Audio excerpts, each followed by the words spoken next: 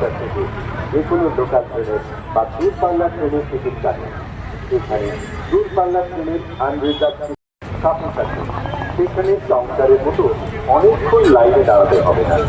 কমিউনিকেশনে সমস্ত স্টেশনের টিকিট পাওয়া যাচ্ছে। এখন ব্যস্ততা